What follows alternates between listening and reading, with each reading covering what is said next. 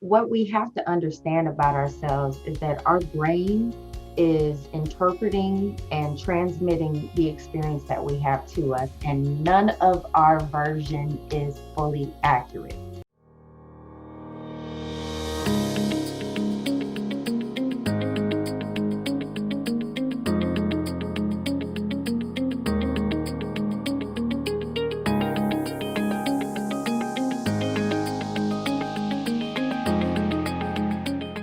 Hi, everyone. Welcome to another episode of Women Worldwide. Thank you so much for being here, for tuning in, and for being with us every single week. We appreciate you.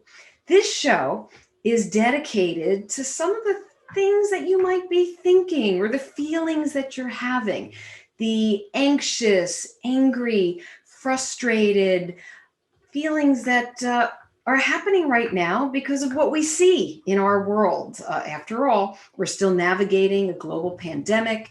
We have seen insurrection at the US Capitol. We've had a president impeached twice. And as we navigate a global pandemic, we're still uncertain of what business is going to be like and what's happening in our homes in 2021. Well, who better to talk about feelings and emotions and how these things play out in our behaviors as well as the behaviors of the people around us, but a trauma psychiatrist. Joining me on the show is Dr. Alana Curry. And Dr. Alana is a board certified trauma psychiatrist. And she is somebody who is out there on TV lately, all the different news programs talking about what is trauma, empathy, healing. She believes in skills over pills. She is also someone who has founded an organization called DeTry, that's DA-TRI.org,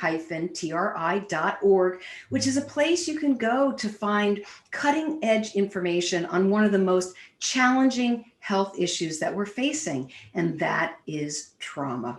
Now, I could go on and on about Dr. Alana. I know her well because I have the honor of and privilege of working with her and her team on PR and marketing. So, Dr. Alana, I think it's time that you join the conversation, share your journey and all of your insights. Welcome. Thank you so much. I really appreciate being here, and it's an honor to work with you as well. Thank you. Oh my goodness. Well, it is quite the pleasure. And I know that there is so much to talk about just based on what I shared in this introduction. But I always ask my guests, the very first question is, how did you get to become a trauma psychiatrist? I became a trauma psychiatrist, what felt like by accident, but was truly just by design.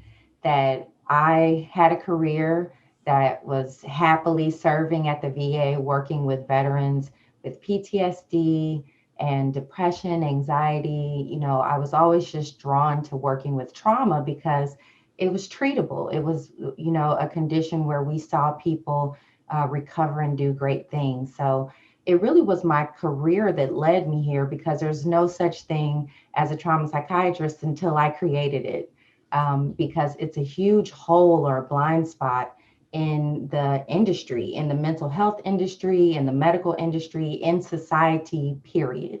So I became a trauma psychiatrist by thousands of hours of working with thousands of patients and recognizing that we actually don't get a great education about the inner workings of our brain and how those, especially the primitive brain systems, affect the way that we think and the way that we feel and those powerful invisible urges that we have a lot of difficulty controlling. So being a trauma psychiatrist really just came out of the experience that I had and where I just learned from my patients, I think. Well, Dr. Alana, being a trauma psychiatrist, it's interesting because I think that the average person associates trauma with some of the really big, horrible things that happen in your life. And maybe Yes. that's the passing of a loved one, or you're involved in a terrible accident. Can you define what trauma is so people can understand it a little bit better? Yeah, that's a great question because I think there's a lot of misinformation about trauma, and often even the things that you named, people don't realize that those are considered traumatic. But trauma is, we used to think of it as being a really high bar that was set. We have that DSM-5 psychiatry Bible, and the way that it defines things, there's some imaginary bar where something has to be met, like violent war, your physical body has to be hurt or injured. But quite honestly, that's a non empathetic definition of trauma. Trauma can be invalidation, someone telling you that your experience is not real, or telling you that how you feel is wrong and you should feel or think or be differently. So there's lots of things that cause trauma, and the definition really needs to be based on the internal experience of the individual. So I define trauma as anything that happens internally that is so painful that it changes the way you think about yourself, other people, and or the rest of the world. It's really good that you define that because we all need to hear this. What happened? So you talked a little bit about the brain. When you experience trauma at whatever level that is, what happens in your brain? Because it's a science. That's what I'm gathering after working with you. So maybe you could share a little bit about that. Absolutely. So there is a predictable pattern that happens in your brain when you experience psychological trauma because our biology is designed to try to protect us. So in particular, you need to know about six primitive brain systems that are programmed by psychological trauma. And this psychological trauma can be someone, you fail a test and then you're telling yourself about this test, I can never do this again, or I'm stupid, or what's wrong with me, I'm not ever going to get into school or the career that I want. So your brain, so the first one that you should know about is your amygdala. Your amygdala is the part of your brain that creates Right emotions. there. Here's your amygdala. It's a little bitty bean-shaped part of your brain. But what with other portions of your brain, your amygdala creates your experience based on what you tell yourself about something, not based on any objective reality. So your internal emotions, or really your feelings, because that's different from emotions, but your feelings really start going around and around. So you also have a reticular activating system that's part of your brain that filters information. So then you start looking for the trauma to happen again. Your brain starts scanning for it and putting more weight or emphasis on things that may indicate that trauma. So I can go on for days about these brain systems, but really what it comes down to is that those systems get programmed into reading negative things more heavily in your mind and putting more weight on the negative than the positive. So it's almost like we walk around with this, I call it like a space helmet tent on the world and on other people. And our interpretation matters because when you're interpreting people as worst possible case scenarios, if that's what you're believing and empowering, that also tends to be what you create. So, Dr. Alana, this is your toxic thinking. This is Mhm. all the ruminating, and I know toxic is an acronym that I would love for you to explain to everybody. But this is that place where trauma is really hurting you and Mhm. you want to shift over, and that gets to your empathy. But what is toxic? So people can recognize. Sure. So I love that you brought up how trauma is hurting you, because that's the third brain system that's important in trauma, the somatosensory cortex. So there's a part of your brain that translates pain. And just like if I'm standing on a hot coal, my foot will send a signal to my brain to go, move your foot. this is hurting us, right? In the same way, we experience pain when people talk to us or when people say words that are painful. We experience pain when we look at the world and we see so many damaging things. You can just open up your news app or turn on your TV and get traumatized by something right now, right? So Sure. our brains are being flooded with fear-based imagery and things that pull our amygdalas and pull our emotions into the negative stuff. So we're conditioned in a society that's full of trauma, we're conditioned into trauma thinking that's toxic, terrorizing, oppressive, exaggerated, intense, and chaotic. So I'll go through each one of those, but that's what toxic means: terrorizing, oppressive, exaggerated, intense, and chaotic. And you can feel it inside of you. Like that primitive brain, it roars. Right. And And it must be horrible for your body, because let's face it, anything that's going on in your mind is affecting your body. absolutely. We have people who are experiencing the effects of a high elevated cortisol. Cortisol is a stress hormone.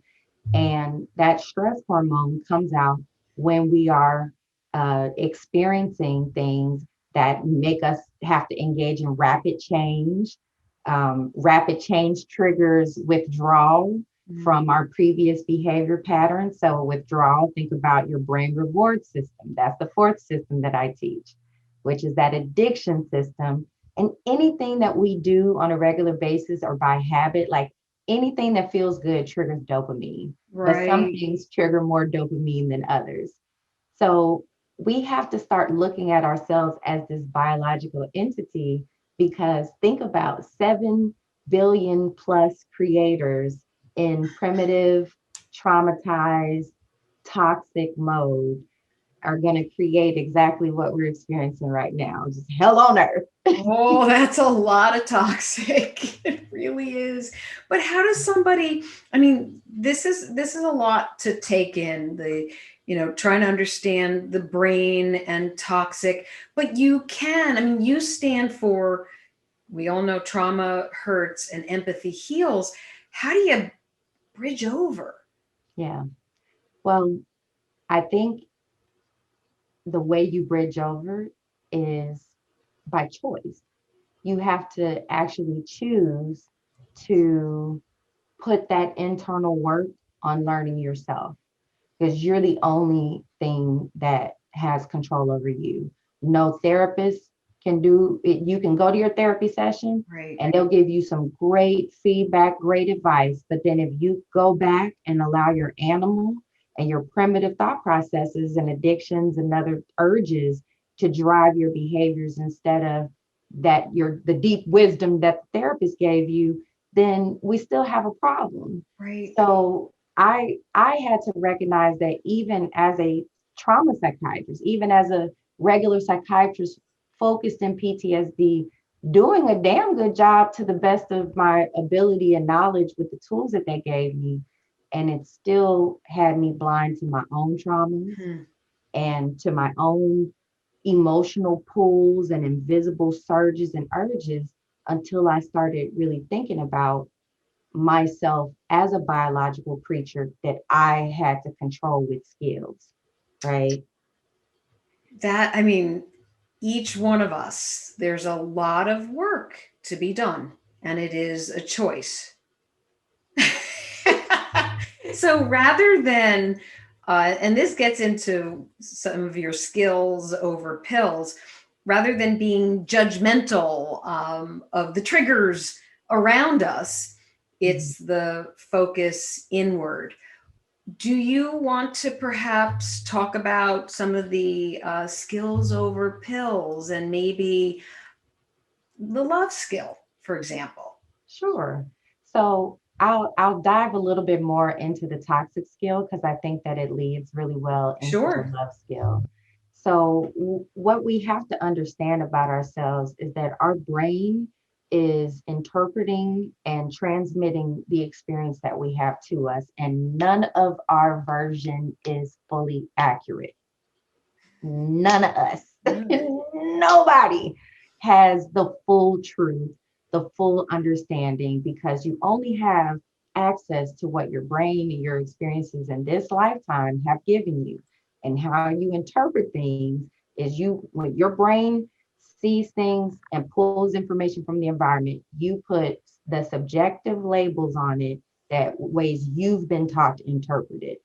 So if you're thinking in that toxic way, that terrorizing way, your mind is going to be full of fearful and fear-based words and language, and it's anxiety provoking. That's how you know that you're doing that to yourself. Because remember, your thoughts actually create something inside of yourself. So when you're making these judgments, it does have effect inside of your body.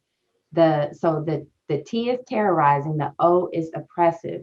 We do so much judging, and we love to say, I'm not judgmental, and I'm like, the human brain is automatically judgmental. We're drawing micro judgments at all times.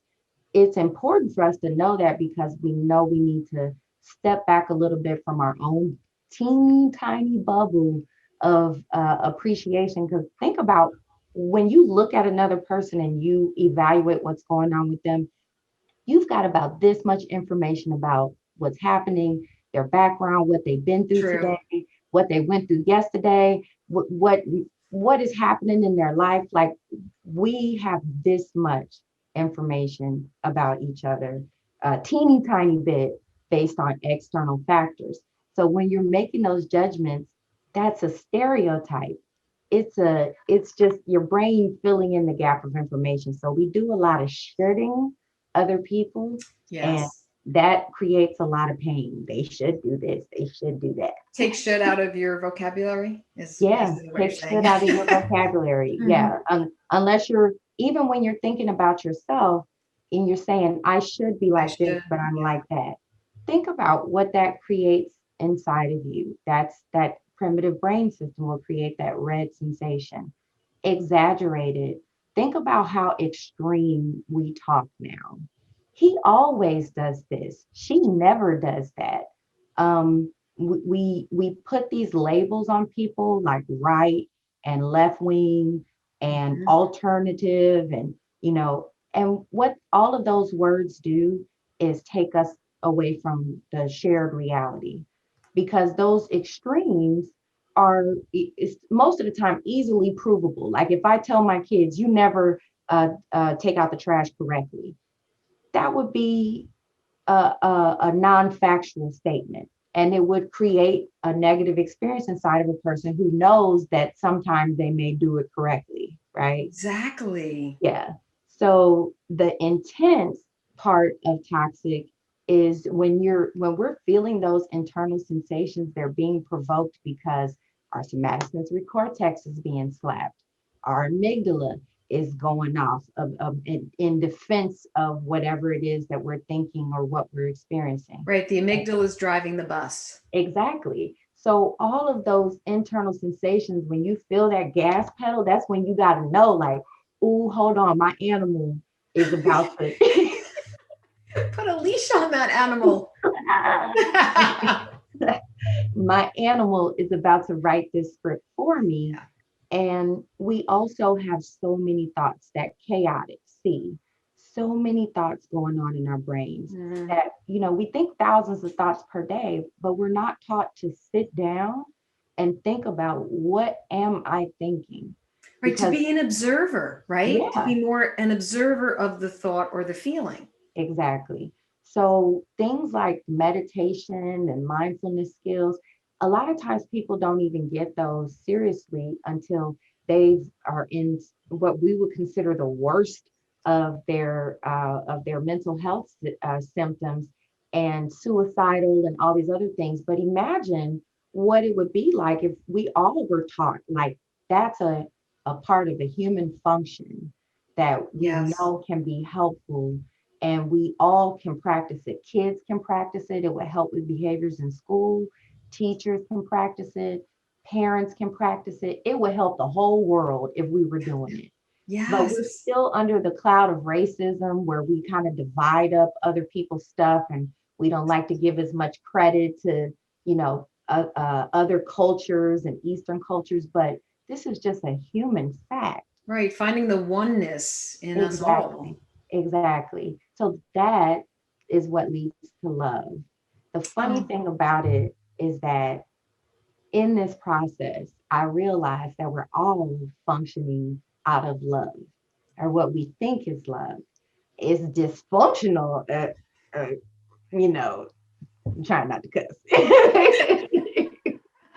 it's okay um, if you let one slip. okay, all right, good, good, good. Because I do like, I have been also known as the cussing psychiatrist.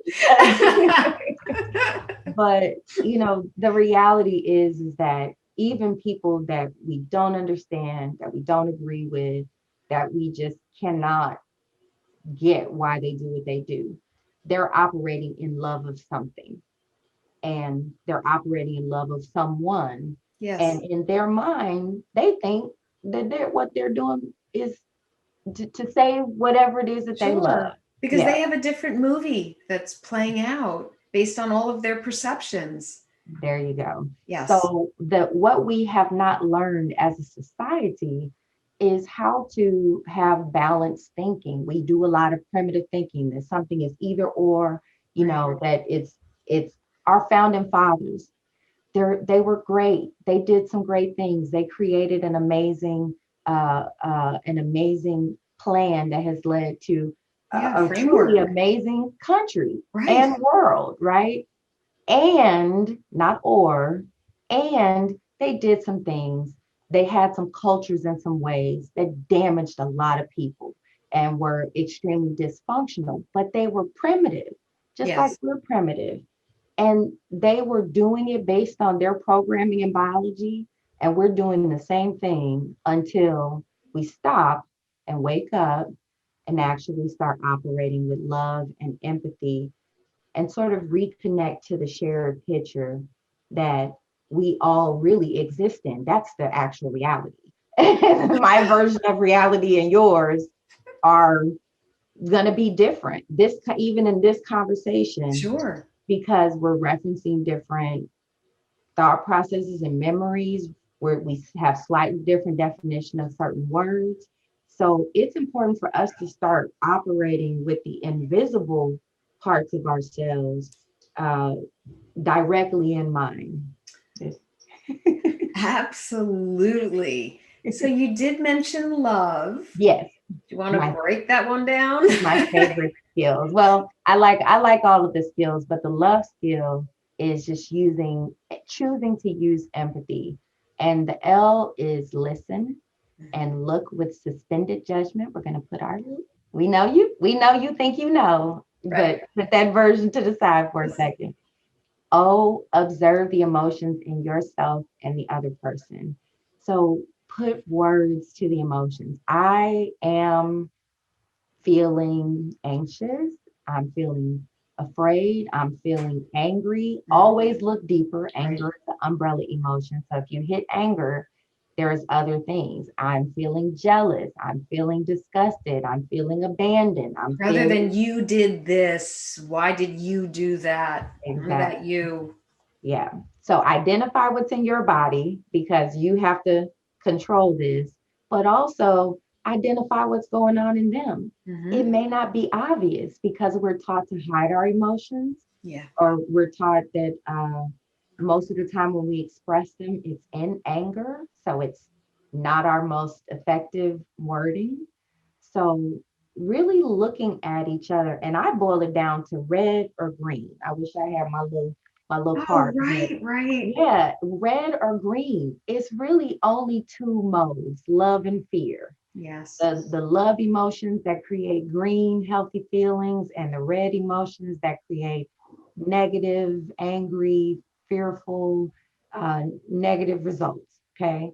So the O in observing your emotions is important because this is the hidden communication that we have been basically ignoring. Okay. Right. The V is validate the perspective of the other person. Acknowledge. that even if you do not agree with the other This is a person, great point. like you don't have to agree You don't with have to people. agree. No, you just can go, I can see where your version is coming from.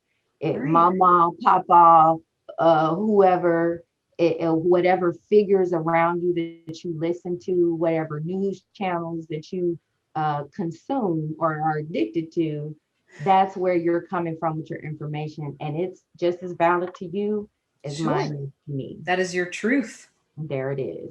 But then E is express yourself skillfully, Mhm. creator.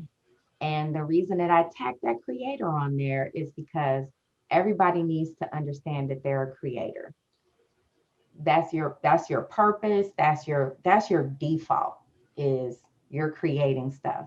Even if you're doing absolutely nothing, you're still doing something. Still doing something. For a creator. Right. Well, the love skill is definitely one of my favorites as well. Dr. Alana, I can't even believe that I'm going to ask you this parting question. Time just Okay. flies. It does. It sure does.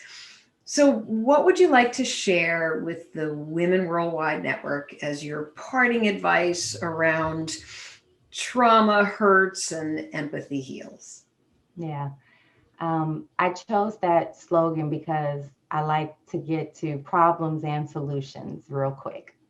And I do think that now that we are at the point where we're discussing trauma, it's so important to understand that it is treatable, it is based on beliefs, and what you tell yourself about the things that you've gone through in your life defines how you move forward in anything. So, trauma being a belief based condition means that you can work on what you tell yourself. You can work on what you believe. You can reprogram negative thinking, traumatized thinking, primitive thinking. All of us can update how we talk to ourselves and talk to other people. So that's what I would say. Do the work. Great Do the insights work. and advice. Thank you so much. Last question, super easy. Where can people find out more about you and your work? So they can go to dralana.com. That's my website. And they also can find that there the Trauma Recovery Institute, where they can sign up to learn more about their body, their brain, and how it affects their behavior. And I'm also on social media, Facebook, Twitter, Instagram, YouTube. You YouTube. can search that. You can put in Dr. Alana, Dralauna, on any of those and find more. Fantastic. Thank you so much for coming on the show, for sharing all about what's going on in our brains and how to manage those emotions and the emotions of the people around us. So thank you. Thank you so much. Thank you for having me. You're welcome. And thank you to all of you for tuning in. Please keep the conversations going and the feedback coming. And of course, if you want to sign up for updates, you can go to the Women Worldwide website at womenworldwideshow.com. Okay, friends, until our next episode, be safe, stay focused, energized, and feeling empowered. Thank you.